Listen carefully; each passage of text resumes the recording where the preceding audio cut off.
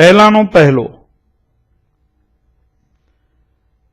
અતિવલયનું પ્રમાણિત સમીકરણ શું હતું? x square by a square. એટલે આ જે હું લખી રહ્યો છું એની સરખામણી x square by a square minus y square by b square equal to 1 સાથે કરીશું. Therefore, a સ્ક્વેર બરાબર 100, b સ્ક્વેર બરાબર 25, therefore a બરાબર 10 અને b બરાબર 5. a અને b મને મળી ગયા.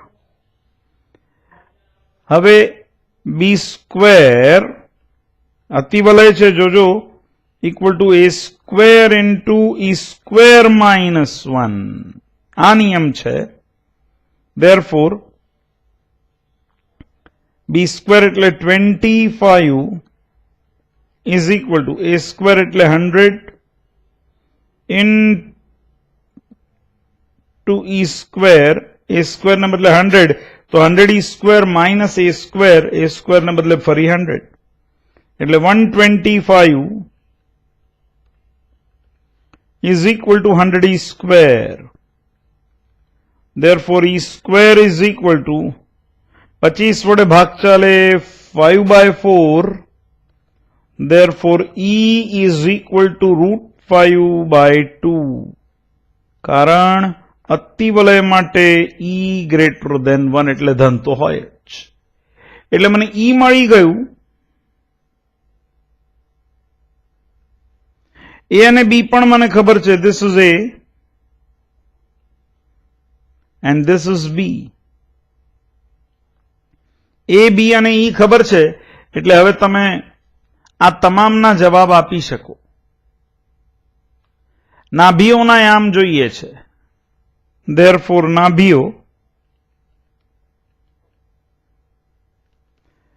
Plus or minus ae, 0 equal to plus minus a અને e નો કરો ગુણાકાર એટલે આ બેનો ગુણાકાર કરતા 5√5 થશે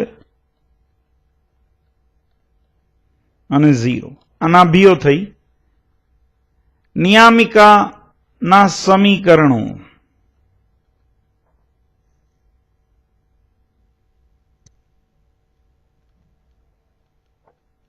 નિયામિકાના સમીકરણો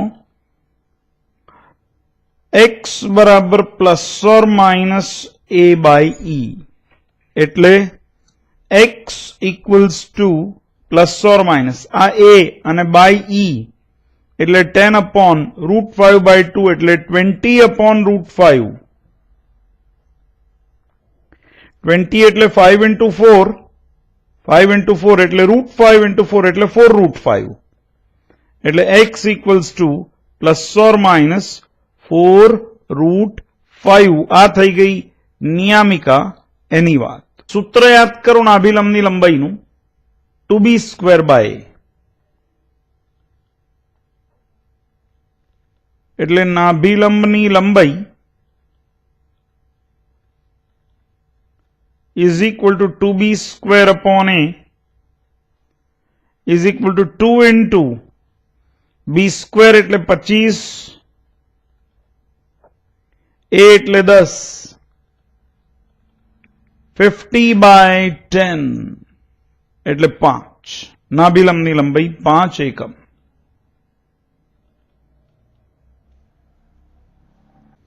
ત્યારબાદ શું પૂછ્યું છે? મુખ્ય અક્ષ અને અનુબદ્ધ અક્ષ. મુખ્ય અક્ષ ની લંબાઈ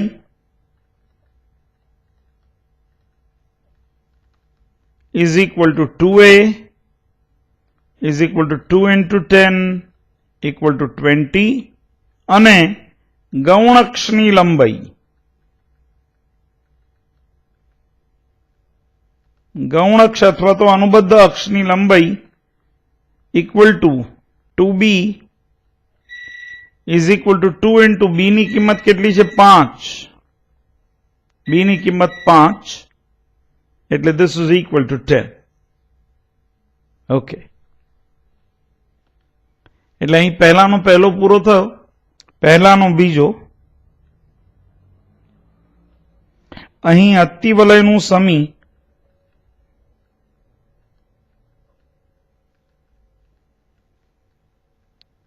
x square minus Y square equal to 64 है। तो आ तो लंबातिवलय थयुं X square minus Y square बराबर ए स्क्वेर स्वरूपનું, એટલે therefore a square is equal to 64, એટલે a is equal to 8.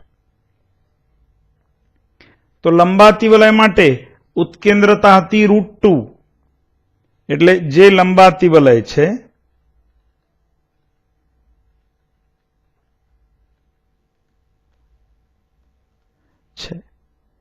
therefore એની ઉત્કેન્દ્રતા E બરાબર √2.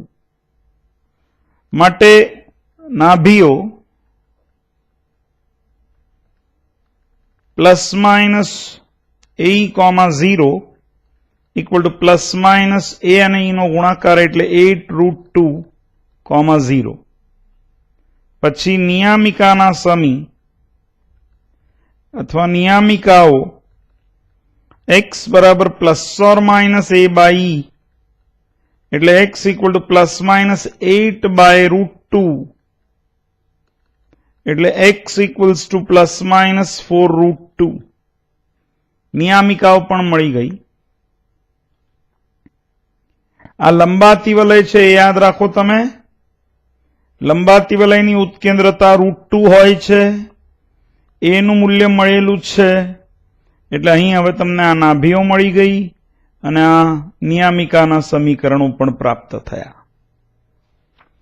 હવે શું બાકી છે હજી? નાભી નિયામિકા. નાભીલંબની લંબાઈ, તો લંબાતિવલય માટે નાભીલંબની લંબાઈ હતી 2a, એટલે નાભીલંબની લંબાઈ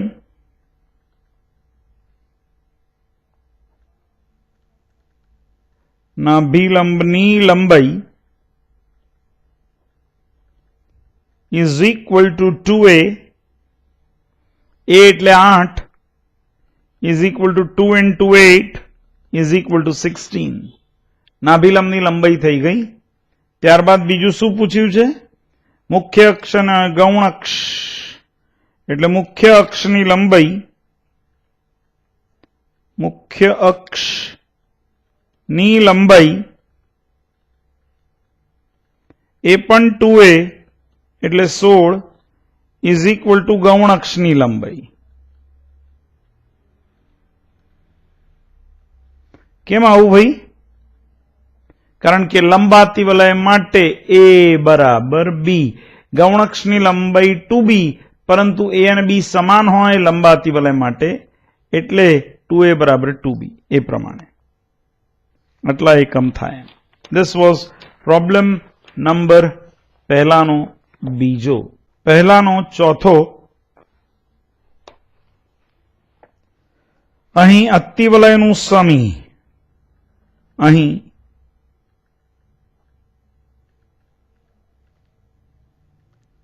અતિવલયનું સમી 9y square minus 16x square is equal to 144 છે. તો પહેલા તો 144 વડે ભાગો આને, એટલે y સ્ક્વેર બાય 144 ને 9 વડે ભાગતા 16 માઇનસ x સ્ક્વેર બાય 144 ને 16 વડે ભાગતા 9 equal to 1, જે y square by b square minus x square by a square equal to 1 પ્રકારનું છે. એટલે આ ફરેલો અતિવલય કહેવાય. જેવી રીતે ઉપવલય ઊભું એંડું, એવી રીતે અતિવલય પહેલા આજુબાજુ હતો, એના બદલે હવે ઉપર નીચે આવે એમ. એટલે b સ્ક્વેર એટલે 16, a સ્ક્વેર એટલે 9, b બરાબર 4, a બરાબર 3. અતિવલયમાં a greater than b, a less than b, a equal to b એવું જોવાતું નથી. એવું જોવાતું નથી. હવે આ ફરેલો અતિવલય હોવાથી a સ્ક્વેર બરાબર b square into e square minus 1. therefore 9 is equal to b square એટલે 16 into e square minus 1. Therefore 9 is equal to 16 e square minus 16 અને આ બાજુ 25 is equal to 16 e square equal to 25 by 16, e is equal to 5 by 4 કારણ e greater than 1. એટલે હવે મને ઉત્કેન્દ્રતા પણ મળી ગઈ. A અને B તો મળેલા છે જ. This is B and this is A. આ પ્રકાર જુઓ, ફરેલો અતિવલય છે. ફરેલો અતિવલય છે માટે તેની નાભીઓ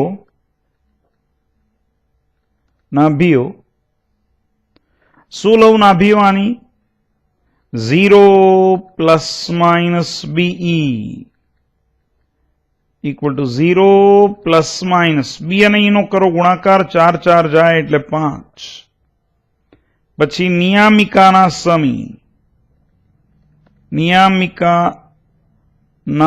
સમી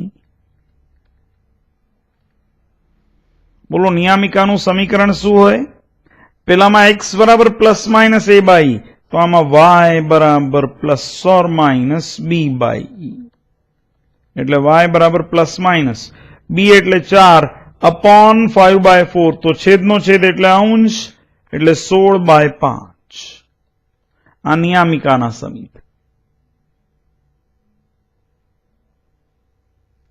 આના અભિનાયામ થયા. નિયામિકાના સમી પણ મળી ગયા. હવે નાભિલંબની લંબાઈ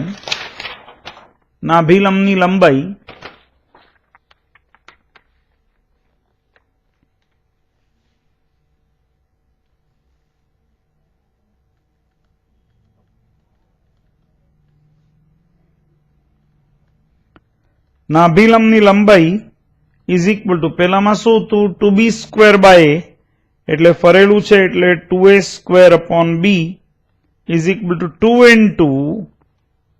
2 into 9 upon 16. એટલે અહીંયા આવશે 8 9 by 8 એકમ. નાભિલંબની લંબાઈ થઈ ગઈ. 2a સ્ક્વેર બાય b એટલે b સ્ક્વેર 16 છે. સોરી, b નું મૂલ્ય 4, છે. b square is 16, b is 4, એટલે અહીંયા આવશે 9 by 2. મુખ્ય અક્ષની લંબાઈ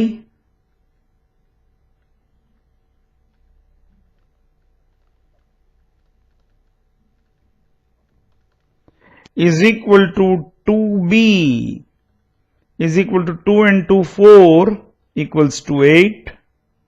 અને ગૌણ અક્ષની લંબાઈ અથવા અનુબદ્ધ અક્ષની લંબાઈ equal to 2a is equal to 2 into 3 is equal to 6. હવે આનો પાંચમો દાખલો પણ તમારા માટે રાખું છું, એટલે I hope that you will be able to solve this.